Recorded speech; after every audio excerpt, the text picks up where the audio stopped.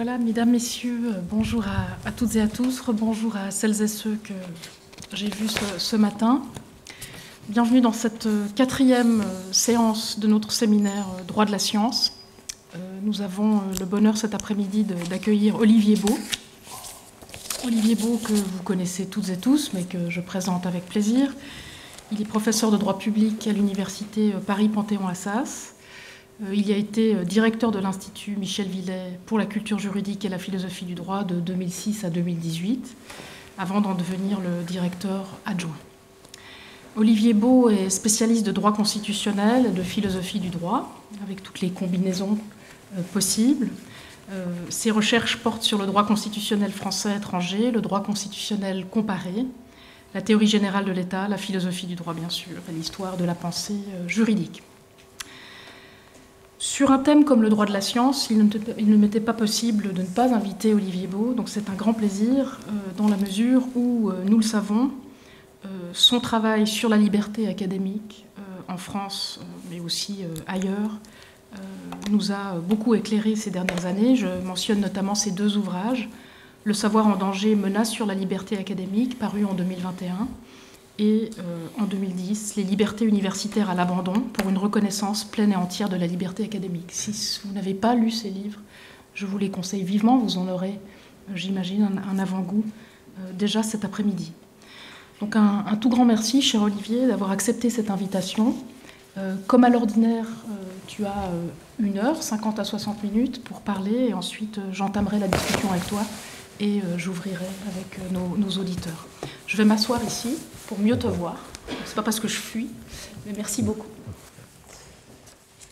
Merci beaucoup, Samantha, pour cette invitation à parler dans ce cadre prestigieux. Alors, je vais essayer de traiter du sujet qui est droit de la science, mais on m'avait mis aussi liberté académique. Et donc, je vais essayer de combiner plus ou moins habilement les deux thèmes, c'est-à-dire essayer d'expliquer la liberté académique, qui est en fait un concept qu'on connaît mal en France, et expliquer aussi ou décrire exactement le droit de la liberté académique. Et je vais surtout me concentrer sur le cas français, même si évidemment des cas étrangers seraient à étudier. Alors évidemment, au départ, je me suis dit comment est-ce qu'on peut distinguer la question de la liberté académique de l'autre concept qu'on utilise en Allemagne, qui est le concept de liberté scientifique. En Allemagne, l'article 5 de la loi fondamentale reconnaît l'existence de cette liberté scientifique, puisque cet article 5 est principalement consacré à la liberté d'opinion, a un alinéa, le dernier alinéa, l'alinéa 3, qui dispose, je cite l'article 3, « L'art et la science, la recherche et l'enseignement sont libres. La liberté de l'enseignement ne dispense pas de la fidélité à la Constitution. » Donc on voit que en Allemagne, on a effectivement un concept qui est reconnu, qui est le concept de liberté scientifique, qui apparaît dans cet alinéa 3, même si le terme de liberté scientifique n'est pas explicitement consacré. La doctrine, les juristes ou même les non-juristes qui étudient cet article 5 parlent toujours de liberté scientifique. En France, on n'a pas l'équivalent de ce concept, et on n'a pas, ça sera le premier point de l'introduction, on n'a pas véritablement de concept de liberté académique. Ce qui m'a surpris dans les recherches que j'avais faites justement sur l'histoire du concept, c'est qu'en France, on a un autre concept, qui est celui de liberté universitaire au pluriel, qui, pour résumer, correspond à ce qu'on appelle la liberté académique à l'étranger, plus un autre concept qui est le concept de franchise universitaire. Donc en France, pendant très longtemps, les seules personnes intellectuelles ou universitaires qui se sont intéressées à cette question étaient les juristes, avec leur concept extensif de liberté et franchise universitaire. Juste pour vous signaler, on entend par franchise universitaire les vieilles franchises médiévales, que sont d'une part la franchise de police, c'est-à-dire que l'État et la police ne peuvent pas pénétrer dans l'enceinte de locaux universitaires sans l'autorisation des responsables universitaires, sauf cas de flagrant délit. Et la deuxième franchise, c'est ce qu'on appelle la franchise juridictionnelle. Les universitaires ne peuvent être révoqués, ne peuvent être sanctionnés disciplinairement que par leur propre juridiction universitaire, et ne peuvent pas être sanctionnés par l'autorité administrative, qui est une franchise très très importante et très protectrice des droits des universitaires. Donc c'est comme ça qu'on connaît un peu en France le concept de liberté universitaire, et on n'avait pas du tout la notion de liberté académique. Et il me semble que cette absence de réflexion sur le concept de liberté académique en dit long sur l'état de l'université en France. En effet, le mot même, l'expression de liberté académique vient non pas de l'anglais, academic freedom, mais vient surtout de l'allemand, puisque c'est les Allemands qui ont fondé le concept de akademische Freiheit, qui a été traduit ensuite aux États-Unis par academic freedom, et aujourd'hui, la littérature est très abondante sur ce concept-là. En France, elle est quasiment inexistante. Et j'ai été frappé dans mes recherches de voir qu'aucun grand intellectuel français n'avait consacré un article à la liberté académique. Quand on dit grand intellectuel en France, on veut dire les philosophes. Le seul philosophe qui a réfléchi à cette question, parce qu'il avait lu les Allemands, c'est Paul Ricoeur. Et donc j'avais écrit, je voulais dans le livre sur le savoir académique, j'avais consacré un chapitre préliminaire sur le concept de liberté académique, un concept méconnu. Et finalement j'ai enlevé parce que le livre était trop gros, donc je l'ai publié dans la revue Commentaire.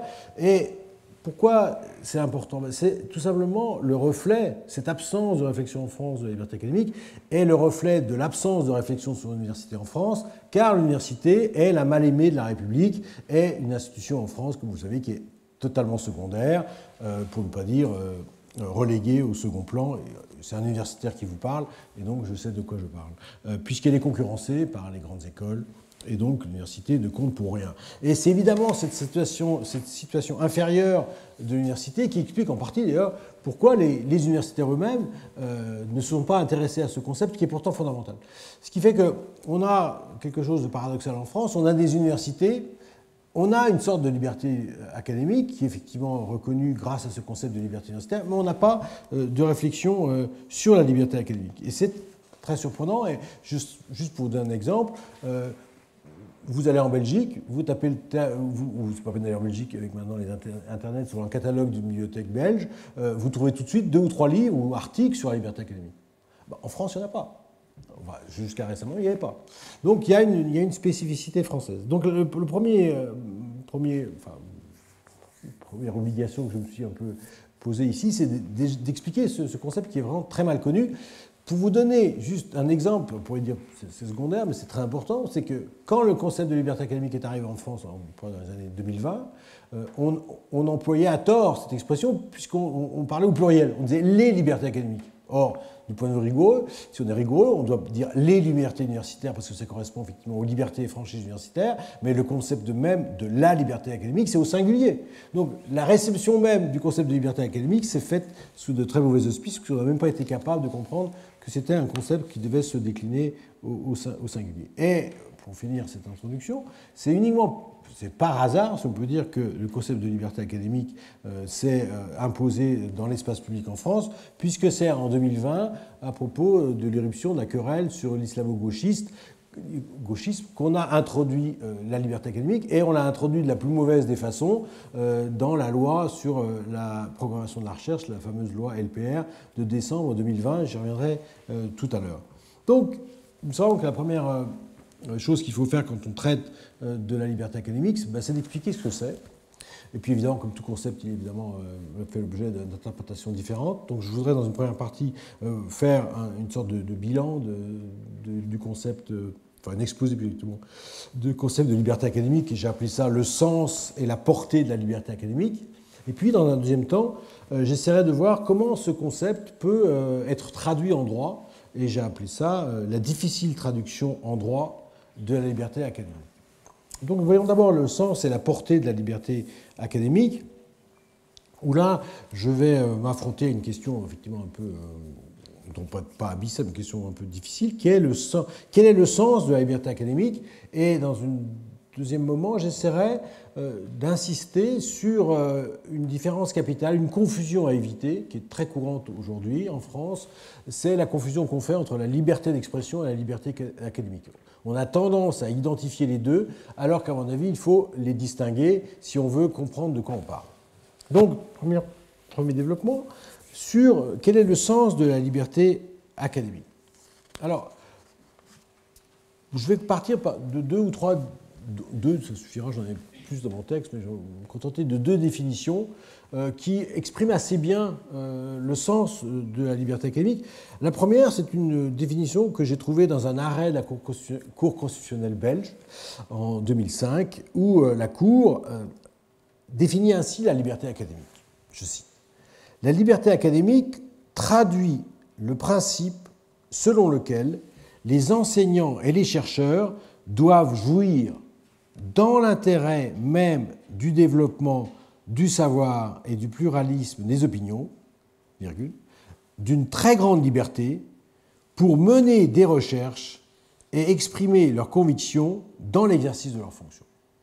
Une définition très claire qui, à mon avis, est très pertinente. Je ferai peut-être quelques modifications tout à l'heure, mais c'est quand même l'essence de la liberté académique, à mon avis, est bien ciblée par cette définition, qu'on peut compléter par une définition qu'on trouve dans la récente loi au Québec qui a été instituée sur la liberté académique, où il est dit que la liberté académique est celle qui échoit aux membres du corps enseignant qui s'expriment à l'intérieur des limites prévues par la loi, afin de mettre en question les idées reçues et d'en proposer de nouvelles. Fin de citation. Ce qui est ici intéressant, c'est une idée qu'a exprimée le philosophe américain Sidney Hook, c'est que la liberté académique suppose un droit à l'hérésie, le droit de combattre des idées reçues. Et dans ces définitions, on voit apparaître quelque chose de fondamental, qui est que la liberté académique, c'est un concept qui sert aux universitaires à faire leur métier. Je dirais plus directement, si je devais résumer l'idée à des néophytes, je dirais que la liberté académique, c'est le moyen essentiel pour les universitaires d'exercer leur métier, ce qui suppose aussi, c'est un moyen au service d'une fin, car évidemment, il faut partir d'une idée haute de l'université, qui est que l'université est le lieu où on recherche la vérité.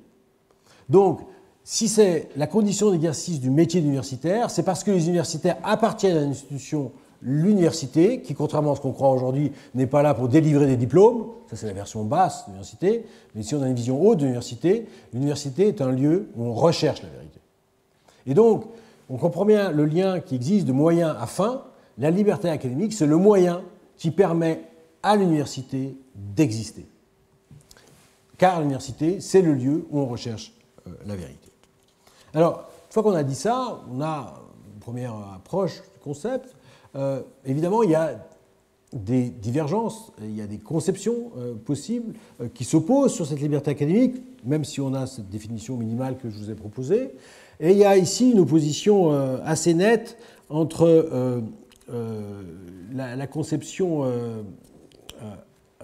qu'on pourrait appeler individualiste et la conception collective.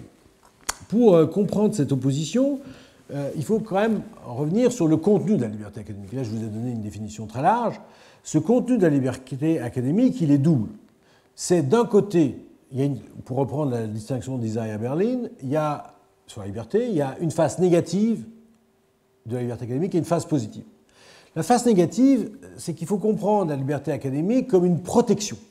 C'est une protection accordée aux universitaires, je n'utilise jamais le mot enseignant-chercheur, aux universitaires contre des immixtions de pouvoirs qui sont extérieurs à l'université.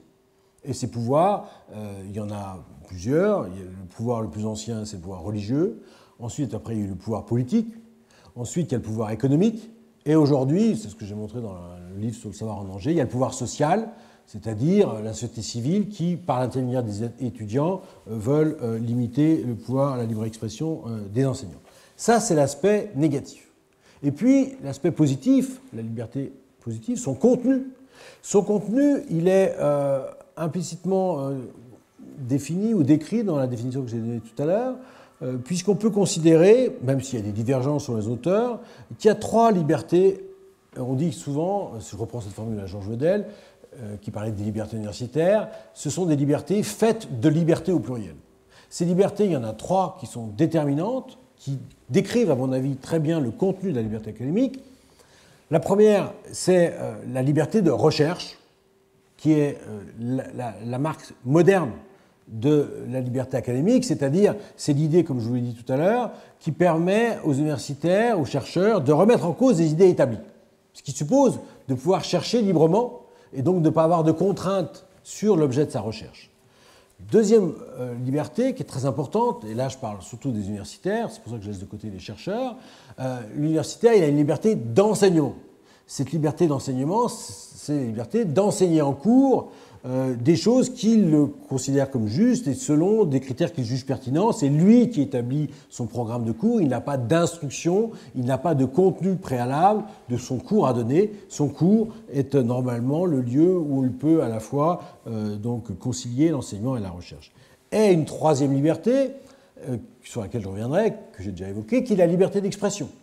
Le propre de l'universitaire, c'est que dans le cadre de ces 2 activités, l'enseignement et la recherche, il a une très large liberté d'expression parce que c'est la condition pour qu'il puisse exposer des idées nouvelles. Donc il s'agit ici de trois libertés essentielles qui, alors je le signale, ça je le démontrais dans le livre sur les libertés universitaires qu'a évoqué tout à l'heure Samantha Besson de 2010, qui en France pose un problème particulier dû au fait que les universitaires sont des fonctionnaires.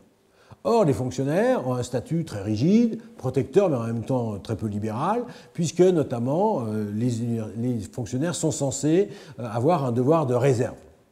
Or, il est évident que les universitaires ont très peu de devoirs de réserve, puisque pour qu'ils puissent exercer leur métier, ils ne sont pas soumis à ce devoir de réserve, et notamment, ils ont la possibilité de critiquer leur gouvernement. Et dans le livre sur les libertés universitaires, là c'est pour faire plaisir à Samantha Besson, je cite une très belle formule de Georges Sell. Georges Sell, le grand internationaliste français, qui était pacifiste, fait une conférence à Bâle pendant la guerre, ou après la guerre, je ne sais plus, non, après la guerre, où il critique Poincaré et la politique du gouvernement français, en juriste. Et le président du conseil alerte le recteur de Dijon en disant « Mais qu'est-ce que fait votre professeur d'université ?» etc., appelant le recteur à sanctionner l'universitaire. Et Georges Sell répond superbe au ministre, au président du conseil, en disant « Je suis professeur d'université, je n'ai pas à exposer des vérités d'ordre gouvernemental. » Et ça exprime très bien l'indépendance du professeur qui expose son point de vue scientifique sur une question, et il n'a pas à obéir au président du Conseil, alors même qu'il est fonctionnaire. Donc ça, c'est le double contenu de la liberté académique, qui est un contenu très riche, et évidemment, je n'ai pas développé, mais par exemple, quand je parle de la liberté de recherche, il y a des libertés qui se déclinent, des sous-libertés, si on peut dire. Par exemple, la liberté de publication, c'est un corollaire évident de la liberté de recherche. Donc tout ce qui porte atteinte à la liberté de publication porte atteinte à la liberté de recherche et porte atteinte évidemment à la liberté académique. Dans le livre sur le savoir en danger, je cite un cas de censure lamentable du ministère du Quai d'Orsay de cette revue qui s'appelle l'Afrique en développement. Et je ne sais plus le titre de la revue. Donc il est évident que cette liberté se décline, de même que la liberté d'enseignement, elle implique la liberté pédagogique, qui n'existe pas en France, je vous rassure tout de suite. Alors maintenant, pour en revenir à la distinction que je proposais entre les 2 conceptions possibles, conception large et conception étroite de la liberté académique, eh bien cette distinction est un peu inévitable parce que la question qu'on doit se poser quand on étudie la liberté académique ou la liberté universitaire, c'est de savoir à qui elle s'applique. Est-ce qu'elle s'applique aux individus, c'est-à-dire aux universitaires, aux professeurs, ou est-ce qu'elle s'applique au corps professoral, c'est-à-dire à l'institution collective? Et c'est un débat qui a toujours eu lieu entre ces 2 possibles interprétations de la liberté académique et qui coexistent aujourd'hui encore dans la littérature. Il y a toujours ces 2 conceptions qui apparaissent implicitement ou explicitement. Dans la conception collective, corporative, il s'agit en fait d'une liberté du corps professoral, de l'institution, et là, les droits qui sont afférents à cette liberté sont des droits qui sont typiques de l'institution universitaire. C'est le fameux principe du self-government des universités. Le propre des universités, des vraies universités, c'est qu'elles sont indépendantes, elles sont autonomes, elles s'autogouvernent, et notamment, comme vous le savez, ce sont les universitaires qui sont censés, dans tous les pays du monde qui ont des vraies universités, eh bien, organiser, diriger l'université, ils sont élus et ils dirigent l'université. Et puis vous avez donc le principe de self-government évidemment fondamental, et puis il y a d'autres principes fondamentaux de ce que je pourrais appeler, de ce qu'on pourrait appeler la constitution universitaire, qui sont par exemple, d'une part, le fameux principe du principe de collégialité, c'est-à-dire que les décisions, notamment de recrutement, sont prises par les collègues, collégialement, et non pas individuellement. Il n'y a pas de nomination, il y a des élections par les pairs, et ce principe de collégialité est en quelque sorte l'âme d'une vraie université. Et là, on voit bien que ce qui pris en compte, ce sont les droits corporatifs de l'institution. Ce n'est pas le droit de tel ou tel enseignant, c'est le droit de la corporation universitaire. Et puis, il y a une autre conception possible, qui est celle que j'ai adoptée dans le livre sur le savoir en danger, c'est la conception individuelle de la liberté académique, qui est accordée non pas au corps, mais au professeur, ou tsinguli, c'est-à-dire au professeur en tant qu'il est un individu qui est professeur. Et là, ces droits, il y a des droits qui sont équivalents à des droits individuels, qui est le droit à la liberté académique, et ces droits, ce sont les trois droits que j'ai évoqués tout à l'heure, le droit à la liberté de recherche, le droit à la liberté d'enseignement et le droit à la liberté d'expression. Pourquoi, pour ma part, donc pour moi, les deux conceptions sont possibles, et quelquefois elles coexistent. Pourquoi j'ai adopté dans le livre sur le savoir en danger cette conception individuelle de la liberté académique? Parce que l'optique que je voulais défendre, ou que j'ai voulu plutôt adopter, c'était d'essayer d'expliquer comment un universitaire pouvait se défendre contre son institution. C'est-à-dire que, comme vous le savez, il y a un autogouvernement des universités, il y a maintenant des responsables universitaires, il y a des présidents d'université, il y a des doyens. Ou même il y a également ce qu'on appelle de plus en plus, en France, il y a de plus en plus de recherche collective, ces fameuses écoles doctorales ou ces fameux centres de recherche, c'est devenu extrêmement corporatif, collectif, tout ça.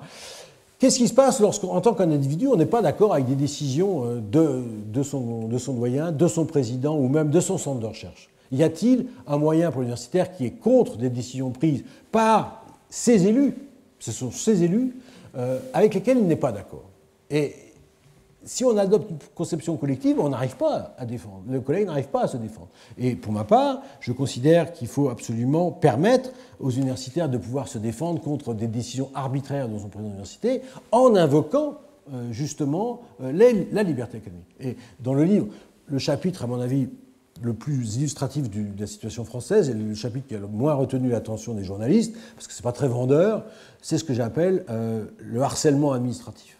Aujourd'hui en France, contrairement à ce que disent tous les gens sur le néolibéralisme et l'influence du marché financier ou du capitalisme sur l'université française, tout ça à mon avis est totalement secondaire. Pour un universitaire français, la principale menace de la liberté académique, c'est simplement son administration, c'est l'administration, et notamment son administration universitaire.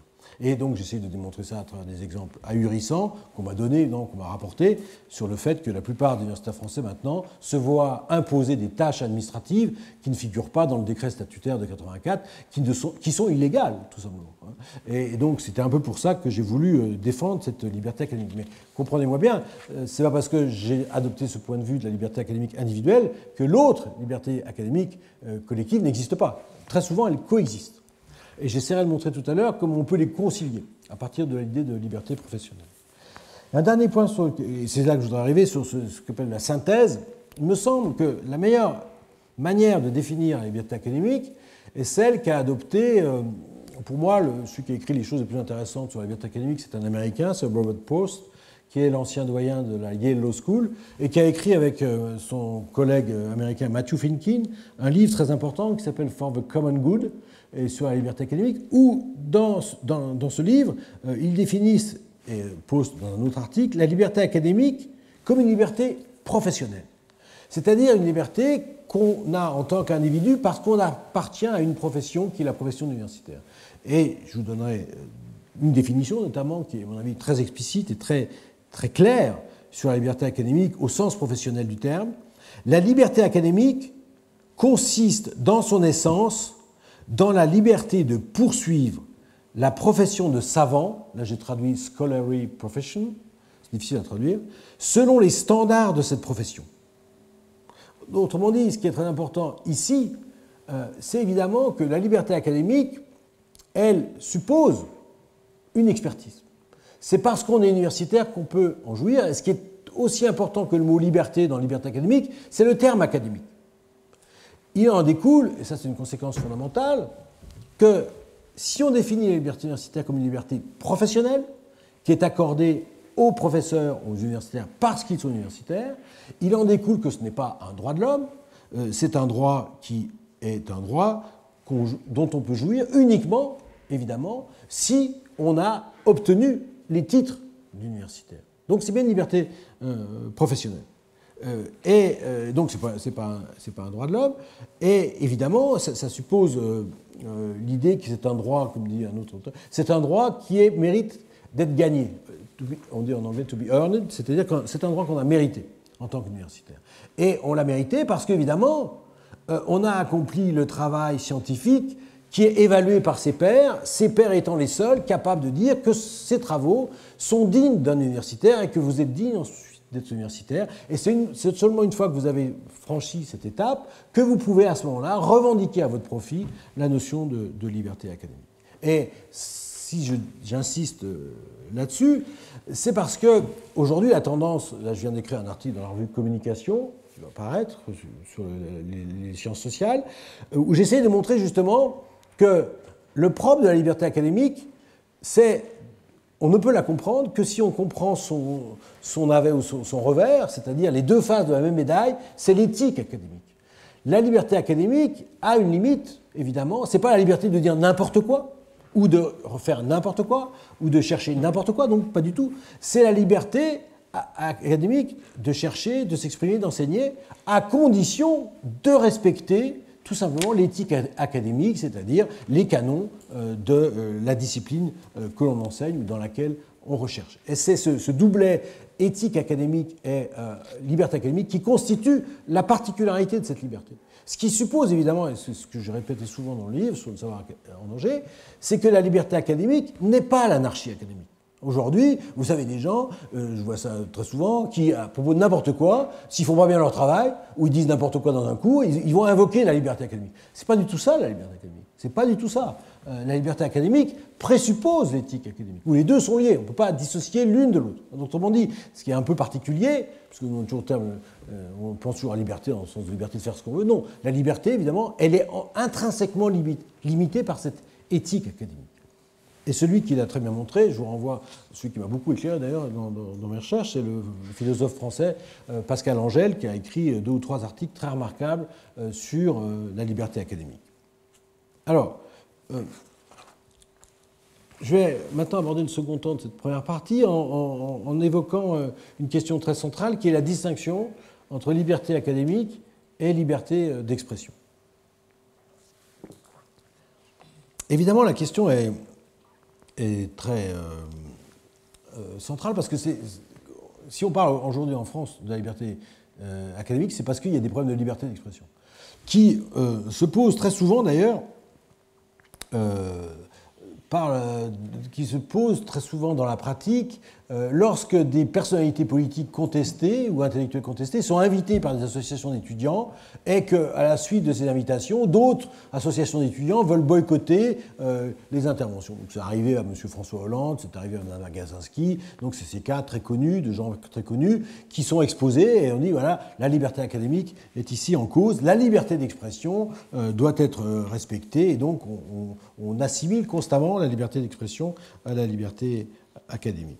Il me semble que c'est très réducteur parce que la liberté académique, la liberté d'expression n'est qu'une composante de la liberté académique. Alors vous pouvez dire, mais c'est contradictoire. Je vous ai dit tout à l'heure que la liberté d'expression, c'était une liberté qui faisait partie de la liberté académique. C'est là qu'il faut faire une distinction, à mon avis, très importante, entre la liberté d'expression, ce que j'appelle intra-académique, et la liberté d'expression extra-académique.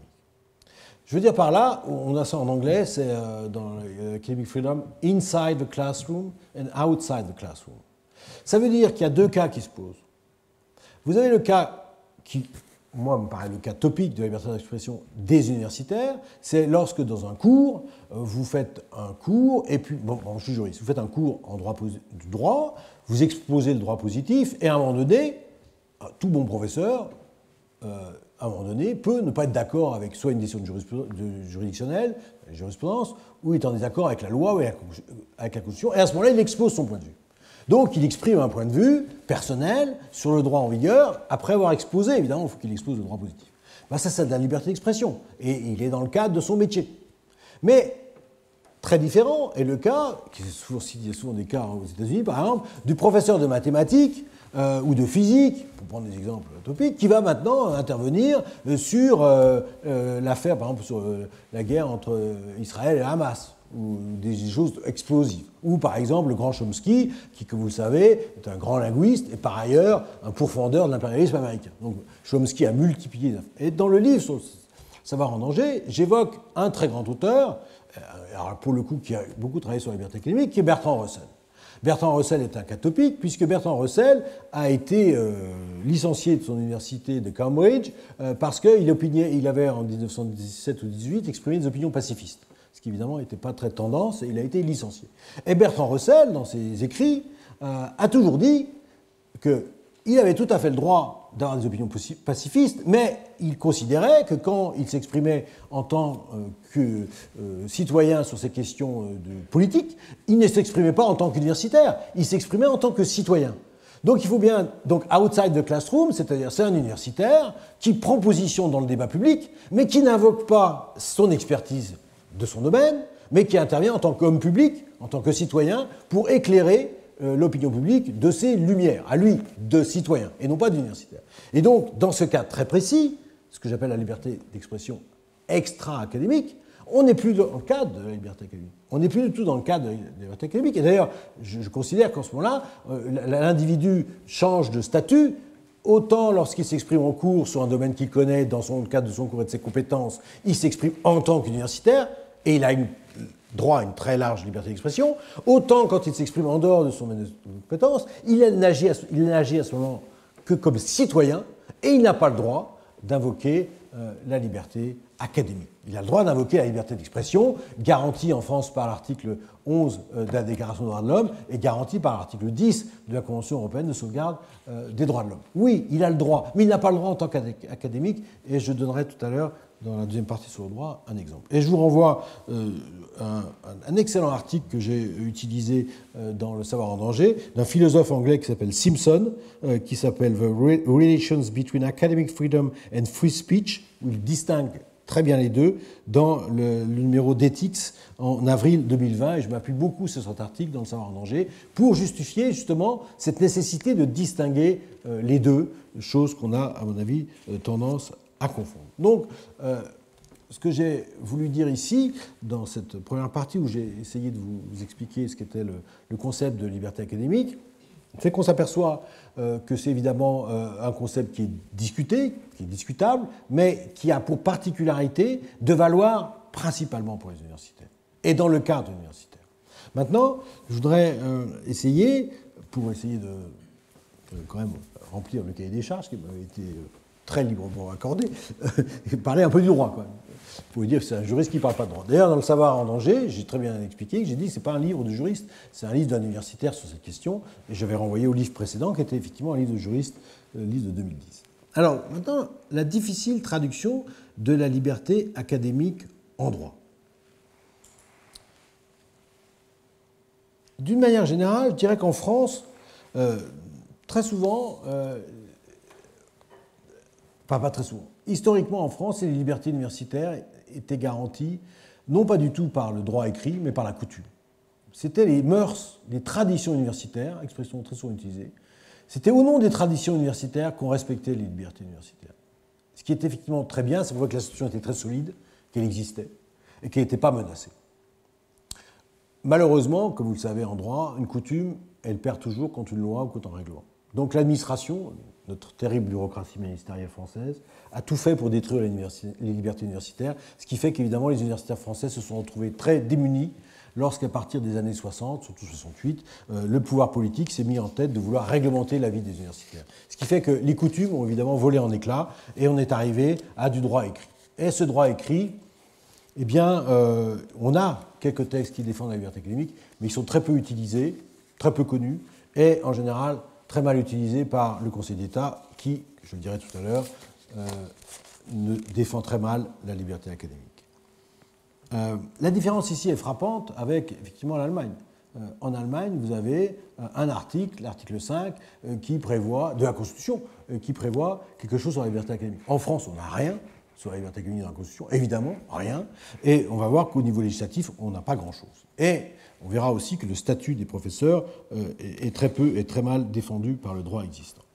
Et puis, on a une deuxième difficulté, donc une reconnaissance très incomplète de la liberté académique par la législation et inexistante pour la Constitution. Et puis, on a des juridictions qui, alors je prends une expression très sportive, qui jouent contre nous. Parce que moi, je suis universitaire, je suis dans un camp, et moi, je vois le Conseil d'État dans l'autre camp, celui qui nous opprime, si vous pouvez dire. Même si, évidemment, le Conseil d'État n'apprécierait pas cette formulation. En tout cas, pour être plus précis, qui garantit mal nos droits. D'abord, donc, la reconnaissance indirecte et incomplète de la liberté académique par le droit français.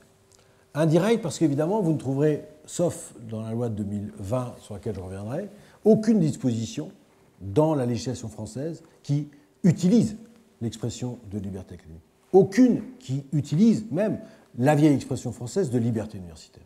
Ça, ce sont des concepts. Liberté universitaire, c'est un concept forgé par la doctrine des juristes, c'est pour ça qu'elle est connue de personne, sauf des juristes, évidemment, fraction secondaire des intellectuels français, c'est pas très reconnu. Reconnaissance indirecte, mais quand même reconnaissance. Et cette conférence m'a permis de relire des textes que j'avais cités, évidemment, mais que je n'avais pas vraiment étudiés dans tout ce que j'avais écrit. Le premier texte sur lequel j'attire votre attention, c'est l'article 33 de la loi Edgar Faure, de la loi d'orientation de l'enseignement supérieur de 18 novembre 1968, qui est devenu, alors il faut toujours suivre, c'est un article qui est toujours de droit positif, qui a été transformé en article 57 de la loi Savary, sur lequel je reviendrai tout à l'heure, et qui est devenu, parce que maintenant on codifie tout, alors notez, alors là c'est l'article L952-2 de cet horrible monument qu'on appelle le Code de l'éducation nationale, qu'on est obligé de consulter aujourd'hui. Et j'en arrive au texte, qui est très intéressant parce que c'est effectivement une reconnaissance indirecte. Je cite cet article de la loi Faure de 68, article 33.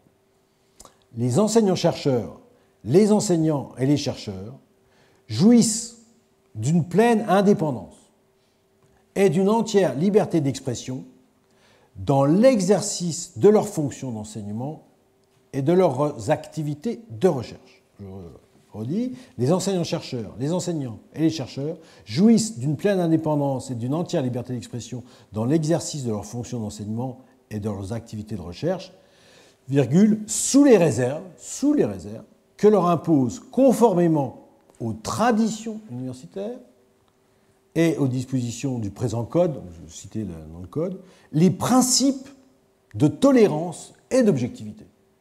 Donc là, vous avez exactement ce que je vous ai décrit tout à l'heure, le duo liberté académique et éthique académique, avec la face négative de la liberté académique, l'indépendance des professeurs, des universitaires, la face positive, qui est un élément de la face positive, c'est la liberté d'expression, et puis l'envers de la liberté académique, qui est l'éthique académique. Vous avez droit à ces droits uniquement sous réserve que vous fassiez preuve de tolérance et d'objectivité. Ça, c'est évidemment dirigé contre tous les universitaires militants.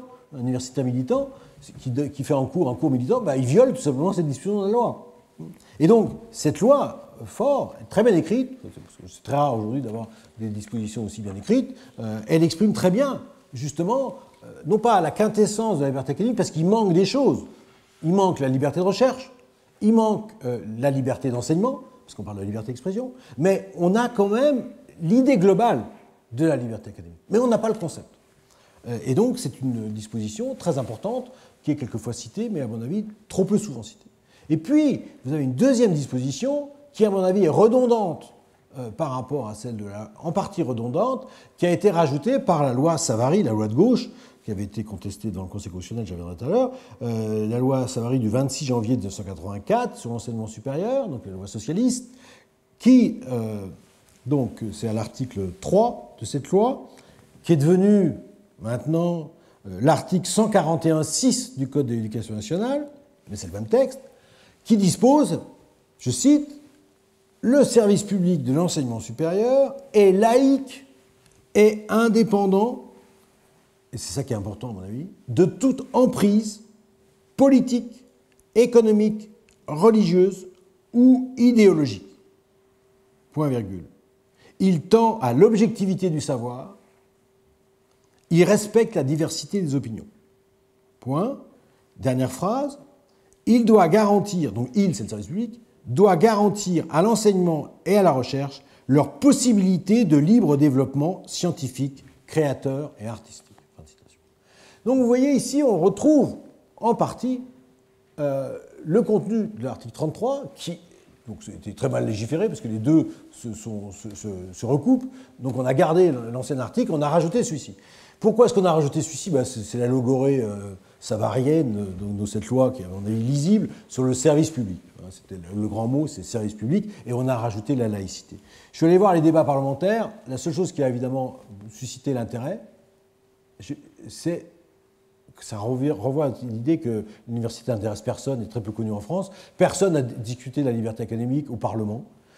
Et notamment lorsque c'est devant l'Assemblée nationale, lorsque l'article 1, qui était l'ancien article de 3, est évoqué, le seul qui intervient pour critiquer très vigoureusement cette disposition, c'est Alain Madelin, l'opposant de droite, et il conteste évidemment l'expression de laïcité. Mais tout ce que je vous ai dit, toute la partie qui est essentielle sur la liberté académique n'est absolument pas discutée au Parlement. Absolument pas discutée. Et ce qui est intéressant ici, il y a deux ou trois choses que je voudrais dire sur cet article. Premièrement, c'est la codification. Je suis un adversaire résolu de la codification, qui est une machine à abêtir. Il faut savoir, et j'ai découvert ça en relisant ce texte, que cet article est inséré dans le Code dans la partie sur la laïcité. Donc, ce qui est un non-sens absolu, parce qu'il y a effectivement le mot laïcité, mais le principe même de cet article, c'est la liberté académique. Eh bien, ils ont réussi à classer ça dans le Code d'éducation, dans la partie sur la laïcité, dans les principes généraux de l'enseignement. C'est-à-dire que vous avez l'école primaire qui est laïque, et puis on a l'enseignement supérieur, boum, on balance cet article de la loi Savary dans la laïcité. Donc, on voit très bien à quel point la liberté académique est malmenée par nos bureaucrates qui ne comprennent rien à ces questions. La deuxième chose évidemment importante, et le plus important, c'est le terme emprise. C'est-à-dire l'idée, ici, que je vous ai évoqué, que la liberté académique c'est une indépendance, on le voit très bien apparaître par l'idée que le service public doit, la formule exactement, c'est est laïque et indépendant de toute emprise. Donc c'est évidemment cette idée que l'État est censé, l'État, parce que le service public c'est l'État, ou les universités sont censées protéger les universitaires de toute emprise et donc ont tous les pouvoirs qui peuvent menacer cette liberté académique.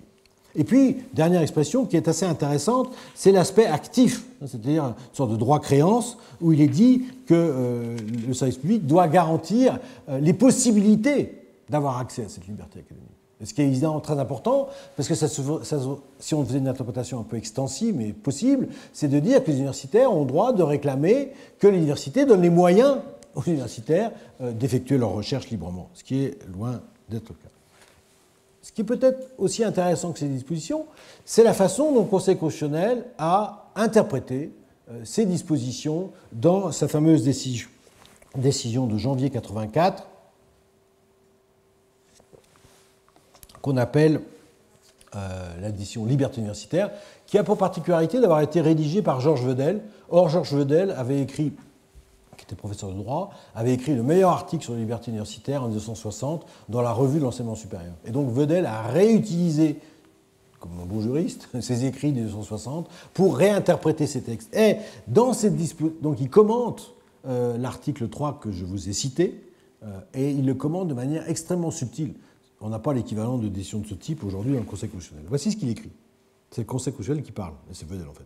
Considérant, donc après avoir cité l'article 3, que par leur nature même, les fonctions d'enseignement et de recherche non seulement permettent, mais demandent, dans l'intérêt même du service, que la libre expression et l'indépendance des personnels soient garanties par leurs dispositions qui leur sont applicables.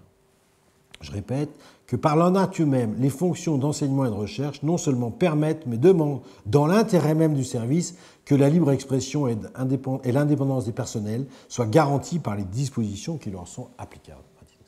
Ce qui est ici très intéressant, c'est que Vedel renverse l'expression intérêt du service.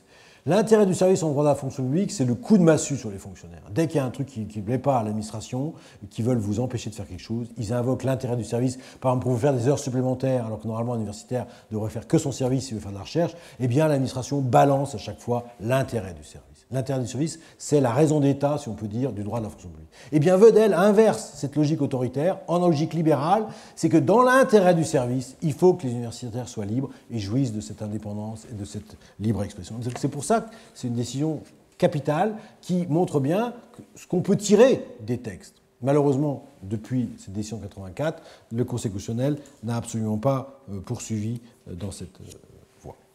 Pour finir sur la loi, il faut quand même que je dise un mot quand même du seul moment où en France, ou la seule loi qui évoque la liberté académique, c'est cette fameuse loi du 24 décembre 2020, loi sur la programmation de la recherche, qui est une disposition, je vais la lire, et puis je vous rassure tout de suite, cette disposition ne veut rien dire. Mais elle est dans la loi. Je vous cite, pour dire, c'est un chef-d'œuvre de mauvaise législation. Les libertés académiques, on est au pluriel, donc apparemment le législateur ne sait pas que c'est un singulier, sont le gage de l'excellence de l'enseignement supérieur et de la recherche français, on est bien avancé, elles s'exercent conformément au principe à caractère constitutionnel d'indépendance des enseignants-chercheurs.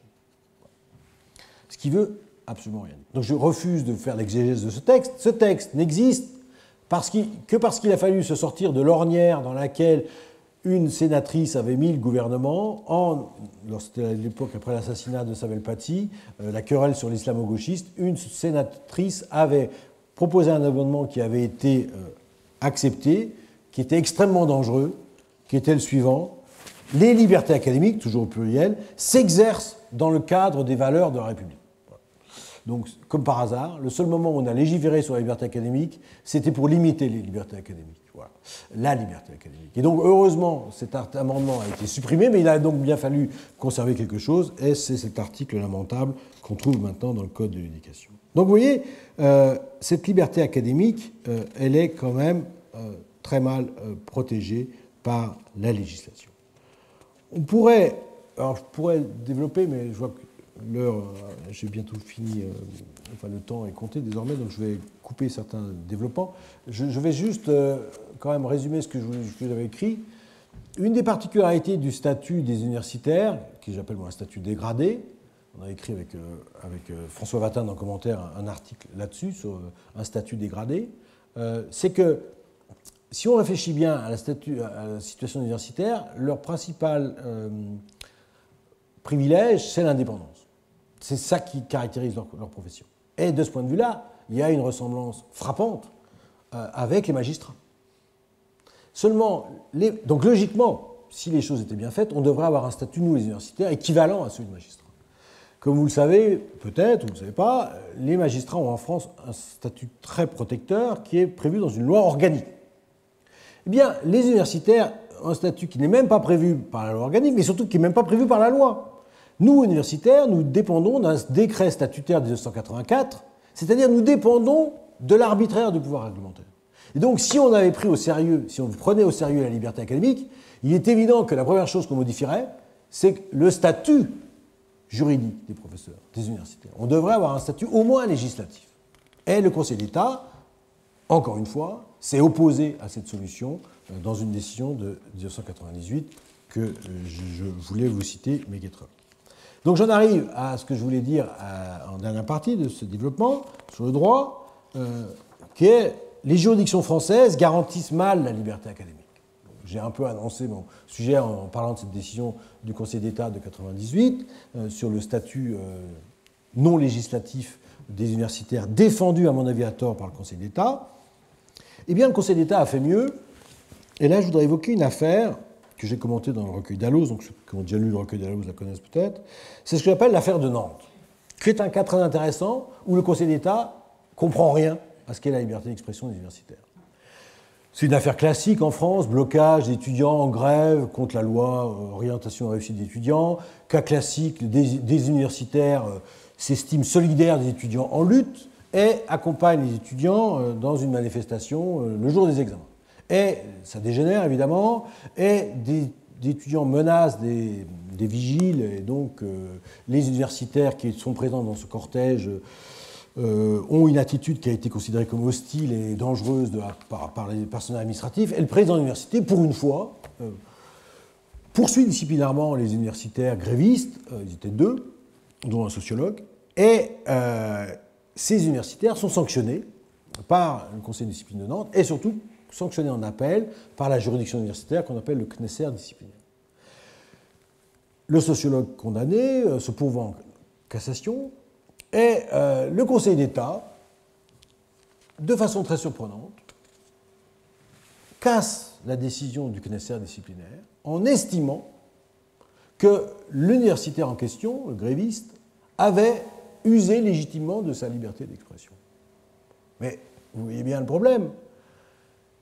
Quand j'ai cité l'article 33 de la loi Faure, j'ai bien précisé qu'il s'agissait de la liberté d'expression dans l'exercice de ses fonctions d'enseignement ou de ses activités de recherche. Où est ici l'exercice des fonctions d'un professeur qui se mêle aux étudiants en lutte? Il a le droit.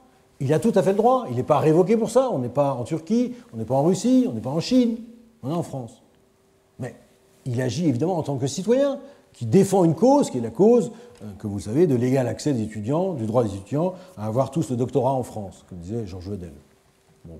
C'est son droit, on ne peut pas lui reprocher, mais ce n'est pas de la liberté académique, ce n'est pas de la liberté d'expression au sens de l'article 33.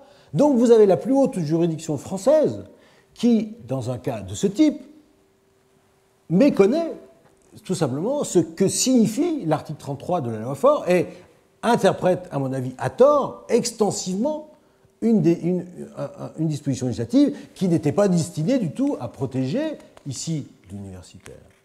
Donc, quand j'ai dit tout à l'heure qu'en France, on connaissait mal la liberté académique, malheureusement, on en a la preuve la plus tangible, parce que le Conseil d'État, la plus haute juridiction française, n'est pas en mesure de comprendre elle-même cette liberté d'expression, et évidemment, elle donne un signal évidemment très négatif aux universitaires militants qui croient que leur travail professionnel consiste à soutenir des étudiants en lutte. Alors, je vous rappelle, j'avais développé les faits plus longuement dans la chronique Dalloz, où j'envoie la lecture de cette chronique dans le recueil Dalloz. L'étudiant, évidemment, le maître de conférence en sociologie, a évidemment invoqué le fait qu'il était dans le cortège étudiant parce qu'il était en observation participante. Il était là en tant que sociologue à observer la grève. Alors évidemment, les universitaires qui sont membres du Knesset disciplinaire, qui connaissent un peu le métier quand même, ont évidemment rejeté cette défense qui était très faible. Mais le Conseil d'État semble avoir apprécié cette défense puisqu'il a osé casser cette décision du Conseil d'État, du Knesset disciplinaire, en, à mon avis, invoquant à tort la liberté d'expression. Donc, on est mal parti, on est mal parti au sens où le Conseil d'État méconnaît très largement cette liberté académique, et la même chose peut être dite en partie par le Conseil constitutionnel. Et là, je réfère à un petit livre qui vient de sortir de Camille. Je n'ai pas évoqué beaucoup de littérature sur la liberté académique. Il y a une jeune maître de conférence universitaire qui s'appelle Camille Fernandez, qui a fait sa thèse à Besançon sur la liberté académique, qui vient de publier chez Dalloz, dans le droit de savoir, la liberté académique de A à Z, qui est un instrument de travail très précieux. Et elle rappelle dans ce petit livre une décision du Conseil constitutionnel qui est intéressante sur la loi Toubon, sur la langue. C'est la décision du Conseil constitutionnel du 29 juillet 1994. Cette loi Toubon, sur la langue française, prévoyait que l'octroi d'aides publiques au profit de travaux d'enseignement et de recherche était subordonné à l'engagement d'assurer une publication ou une diffusion en français, sauf dérogation. Et donc, évidemment, les membres du Conseil constitutionnel, ici, dans cette affaire, ont mis en balance la liberté de communication, d'un côté, et le principe qui figure désormais dans la Constitution, l'article 2, la langue de la République est le français. Donc, ils ont fait des conciliations classiques entre les deux. Et ils ont considéré que les dispositions étaient contraires à la Constitution, en jugeant, je cite, que même compte tenu des dispositions de l'article 2 de la Constitution, le législateur a imposé par le second alinéa de l'article 7 aux enseignants et chercheurs, qu'ils soient français ou étrangers, des contraintes de nature à porter atteinte à l'exercice de la liberté d'expression et de communication dans l'enseignement et la recherche. Donc ils ont invoqué l'article 11, la liberté de communication, c'est-à-dire qu'ils ont invoqué évidemment l'article 11 qui est un droit de l'homme. Et on voit bien ici le problème. Évidemment, ce n'est pas un droit de l'homme, puisque je vous ai dit qu'en l'occurrence, ici, ils auraient dû invoquer la liberté d'expression académique, intra-académique. Ce qui évidemment, ici pose un problème que la Cour européenne des droits de l'homme rencontre de façon pertinente. Dès lors que vous n'avez pas dans des textes la reconnaissance de la liberté académique, eh bien, les juridictions sont obligées d'aller chercher ailleurs que dans les textes sur la liberté académique, le moyen de défendre la liberté d'expression des universitaires. Et c'est ce qu'ils font de façon récurrente. Ici, en l'occurrence, le Conseil constitutionnel se réfère à l'article 11 de la Déclaration des droits de l'homme, et la Cour européenne des droits de l'homme, dans une jurisprudence très extensive que j'ai très peu évoquée, très riche, invoque systématiquement l'article 10 de la Convention européenne de sauvegarde des droits de l'homme.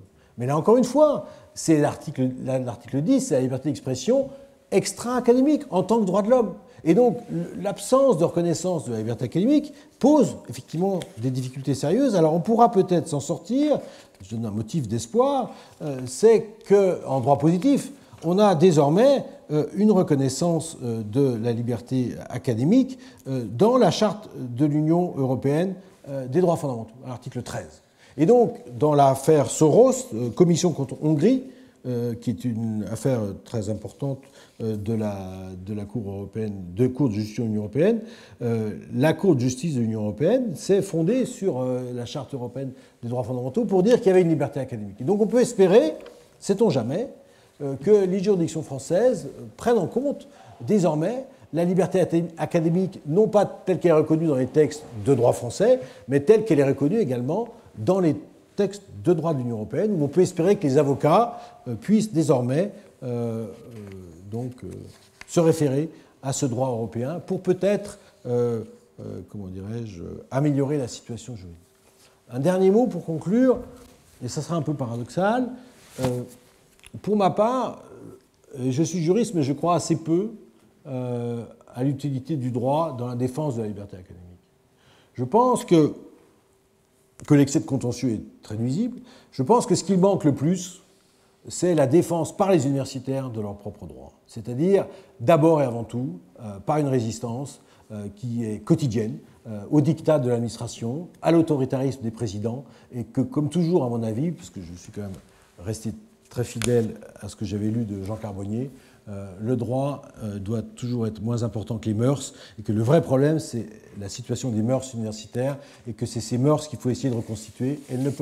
Les seuls qui peuvent défendre utilement la liberté académique, ce sont d'abord et avant tout les universitaires. Les politiques, de toute façon, instrumentalisent tous les débats, donc il ne faut pas compter sur eux. Et les juges, eh bien, ils ont un matériel juridique qui est très peu pertinent. Et quant au Conseil d'État, eh bien, il a une image qui n'est pas très positive des universitaires français. Et toute sa jurisprudence tend à le montrer. Je vous renvoie à ce que j'ai écrit dans le livre de 2010, où je fais une critique très acerbe de la jurisprudence du Conseil d'État sur les libertés universitaires.